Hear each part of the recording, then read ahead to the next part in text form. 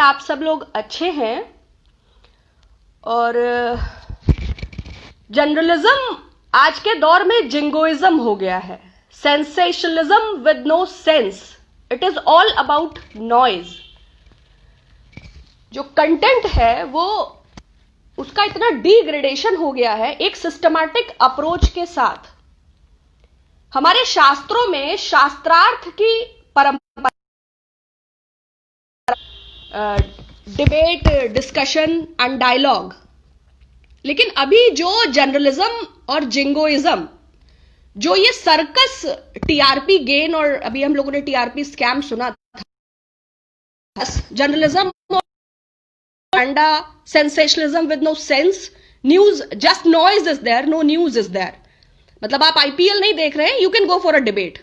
तो शास्त्रों का शास्त्रार्थ, डिबेट, डायलॉग और डिस्कशन एक सिस्टमैटिक अप्रोच के साथ डिग्रेड होकर किस मुकाम पर पहुंच गया है, हम लोग उस पर बात करेंगे। कल से आप लोगों के मैसेजेस आ रहे थे। तो एक तो कल फास्ट था, और जो फास्ट होता है वो सिर्फ एक सेलुलर लेवल पर प्योरिफिकेशन नहीं होता है, सोल लेवल पर भी हमें, चाहे फियर हो, चाहे एंजाइटी हो, चाहे क्रिटिसिज्म हो, मुझे लगता है कि कॉन्शियस लेवल पर भी उसको फॉलो करना चाहिए। तो इसलिए मैं आप लोगों के, लेकिन शाम तक वो मैसेजेस बहुत ज्यादा हो गए थे। हालांकि मैं इस दौरान यूएस प्रेसिडेंशियल इलेक्शंस को फॉलो कर रही थी, जो बिडेन एंड क्या चल रहा है, अभी अमेरिका में बहुत वेपन्स लिए गए, या फर्स्ट टाइम वहां पर ऐसा हुआ है वहां की हिस्ट्री में कि इतना लेट, और जो भी हालात चल रहे हैं।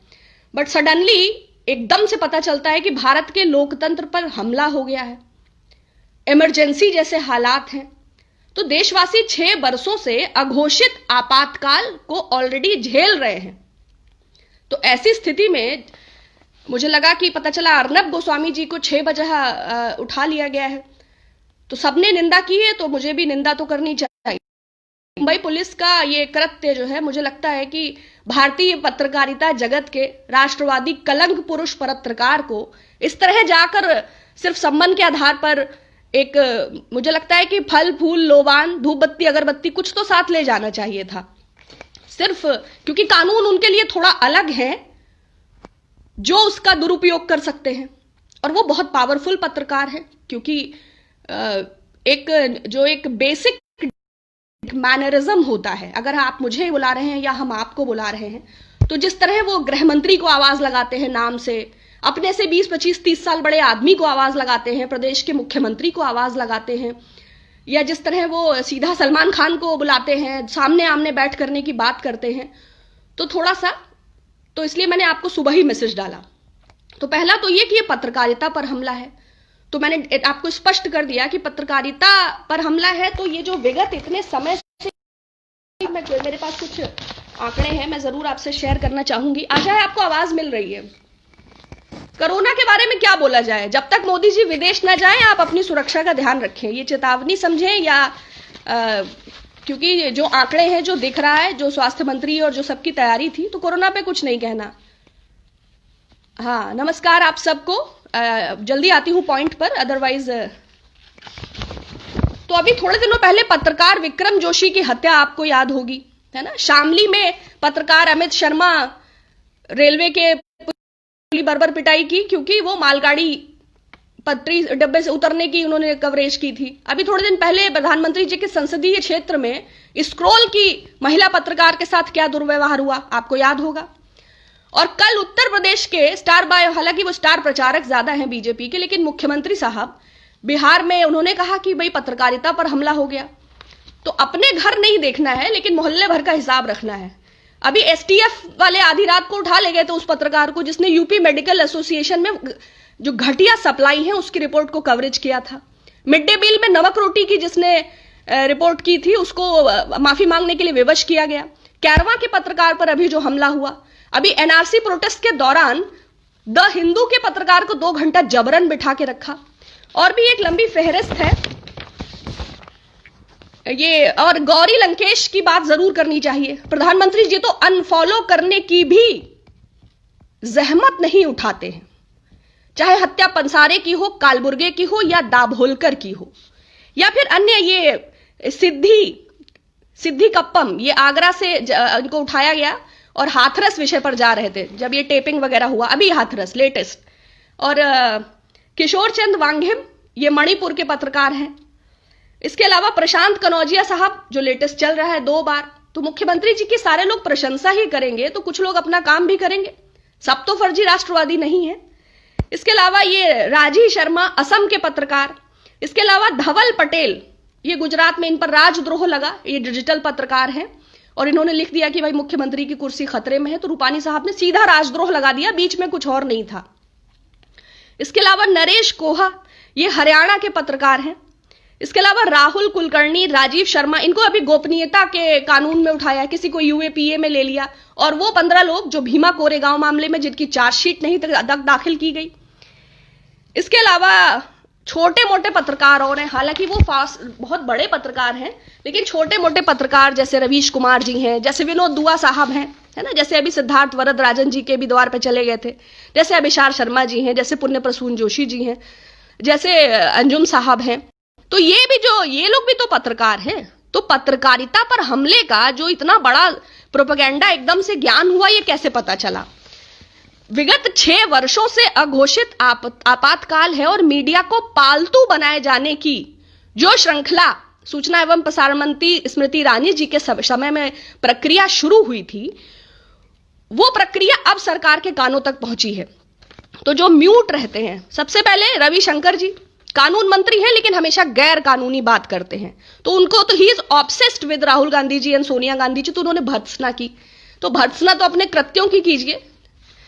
उसके बाद जेपी नड्डा साहब, भारतीय जनता पार्टी के रिमोट राष्ट्रीय अध्यक्ष, घंटी बजाना है या शंख बजाना है या 5 पैकेट अनाज कोरोना काल में बांटना है, जो पॉलिटिकल उनको एजेंडा मिलता है उसको करते हैं, क्योंकि उनकी और तो वैल्यू है नहीं। इसके बाद आपके प्रकाश जावड़ेकर साहब, ये भी कभी कभी निकल आते हैं। और सबसे आश्चर्यजनक एस जयशंकर साहब, वो भारत के विदेश मंत्री हैं, शायद आपको ज्ञात ना हो, वैसे नहीं बोलते हैं, हालांकि वो बीजिंग में भारत के राजदूत थे, उन्हें बिल्कुल पता होगा कि वुहान कहां है, शंघाई कहां है, लेकिन चाइना की कोई घुसा है ना कोई घुसी है। तो सरकार की लीपा पोती के लिए बाहर आते हैं। जब कोई आईएएस आईएफएस बनता है, यूपीएससी बड़ा टफ एग्जाम है, मैं समझती हूं कि नॉर्मल ग्रेजुएशन अगर कायदे से किया है तो दुनिया के सारे नक्शों की जानकारी होती है। तो वो आदमी समझता है कि ट्रंप के बेटे ने क्या नक्शा ट्वीट किया है और क्या मित्र जो है मोदी जी के, उनका क्या, खैर वो that is a different chapter. तो ऐसे में हमारे जो विदेश मंत्री हैं वो सरकारी लीपा, उन्होंने भी आलोचना की है। तो बड़ी खुशी की बात है कि ये जो दिग्गज हैं, इन्हें अचानक से दिव्य नेत्रों से ये ज्ञान हुआ कि पत्रकारिता पर हमला हो रहा है, लोकतंत्र पर हमला हो रहा है और मौलिक अधिकारों पर भी हमला हो रहा है। ये बात अलग है कि वो मौलिक अधिकार सफूरा जरगर के, उमर खालिद के या डॉक्टर कफील खान के नहीं है। वो और जो आरटीआई एक्टिविस्ट हैं और जो पत्रकार हैं, वो सब तो घास छीलने के लिए हैं। ये जो और सबसे जो काबिल जो मंत्री हैं स्मृति ईरानी जी, येल यूनिवर्सिटी से ग्रेजुएट, उन्होंने कहा है कि ये फॉसिस्ट, मतलब ये फांसीवादी अप्रोच है। मेरा मतलब उनसे बहुत विनम्र अनुरोध है कि थोड़ा पढ़िए। वो पार्टी संघ मतलब पर्यायवाची फॉसिज्म का, जो पूरे देश को फांसीवाद में तो इसलिए मुझे लगता है कि थोड़ा अध्ययन की आवश्यकता है। अब तो पूरी अप्रोच ही आपने पूरे देश की फांसीवाद की कर दी है और आप ये फांसीवाद का आरोप लगा रही हैं, तो ये तो बड़ा इट्स वेरी, मतलब क्या कहूं मैं, इट्स फनी। उसके बाद अमित शाह जी, हालांकि वो 2 बजे रात को मौलाना शाद से मिले, दिल्ली की हिंसा हो, वहां भी पत्रकारों पर हमले हो, या फिर पूरे देश भर में कोरोना फैला रहे, वो अंतर ध्यान रहते हैं। वो उन्होंने भी कहा कि भाई ये तो स्वतंत्रता पे हमला है, ये तो लोकतंत्र पे कुठाराघात है, भर्त्सना की।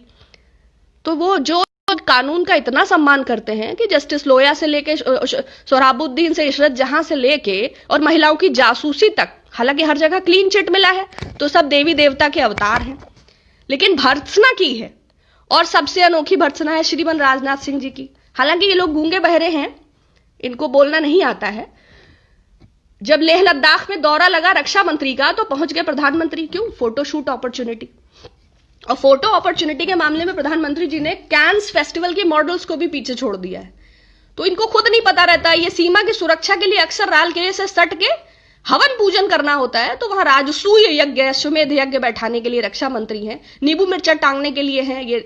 अदरवाइज क्रेडिट लेना या लीपापोती करना वो बस काम है, क्योंकि स्वयं का विवेक इन लोगों के पास है, इसमें थोड़ा संशय है। लेकिन खैर, चूंकि ये मुख्य दर्जन भर लोगों का मैंने जिक्र कर दिया, क्योंकि इसके अलावा चंगू मंगू टाइप के जो और नेता हैं और तमाम सारे आईटी सेल हैं, हो सकता है भारत बंद का आह्वान, पूरी सत्ता पक्ष, पूरी भारतीय जनता पार्टी, श्रीमान नरेंद्र मोदी जी का पूरा मंत्रिमंडल एक पत्रकार के समर्थन में आ चुका है। और वो इतने बड़े पत्रकार हैं क्योंकि वो टुकड़े टुकड़े गैंग करते हैं, क्योंकि वो तबलीगी प्रोपेगेंडा को कम्युनलाइज करते हैं, क्योंकि वो पालघर की लिंचिंग में इटली का एंगल लेके आते हैं, है ना। अगर लॉकडाउन के दौरान मुंबई के स्टेशन पर भीड़ होती है तो क्या गजब की रिपोर्टिंग करते हैं कि भाई मस्जिद के बाहर भीड़ लग गई है, कुछ नया हुआ है। पूरे भारत को भड़काने का जो काम करते हैं, उनके पक्ष में ये जो है मुख्य धारा के काबिल लोग खड़े हुए हैं। तो इसलिए पत्रकारिता पर हमला है ये। काफी सारे पत्रकारों का, और जो छोटे मोटे पत्रकार जैसे विनोद दुआ साहब, रवीश कुमार साहब, और जो जूझ रही है जो पत्रकारिता, और जो कुछ मेरी दृष्टि में अत्यंत सम्मानित इन पत्रकारों ने, और इसके अलावा वो दर्जनों और वो सैकड़ों जो जान हथेली पे रखकर स्ट्रिंगर और रिपोर्टिंग करते हैं, किसी का कैमरा फोड़ देते हैं, किसी का ट्राइपॉड छीन लेते हैं, किसी की पीठ की पिटाई के वीडियोस हम लोग देखते ही रहते हैं। कोई अपना फोटो डाल रहा है, किसी की कोई सुनवाई नहीं है। वो लोग अभिव्यक्ति की स्वतंत्रता की बात करते हैं, मौलिक अधिकारों की बात करते हैं, लोकतंत्र पे हमले की बात करते हैं, आपातकाल की बात करते हैं। ऐसा तो नहीं भांग खा लिया उन लोगों ने, क्योंकि सही तो कहीं से लग नहीं रहा है। तो इस पर आप भी जरूर विचार करिएगा, क्योंकि हम लोगों का भी दायित्व है कि क्या स्थितियां हैं। प्रसार भारती के कर्मचारियों की सैलरी रोक लिया था, विवश किया था कि राष्ट्रीय पुरस्कार श्रीमती ईरानी के हाथों से दिया जाए। हर जगह अपने लोग उनके प्लांटेड हैं, तो किसी के और सुधीर चौधरी जी भी बहुत परेशान है, और रजत शर्मा जी ने भी अभी तक दिखाया नहीं कि कैसे चहलकदमी करके रात कटी रिया चक्रवर्ती की।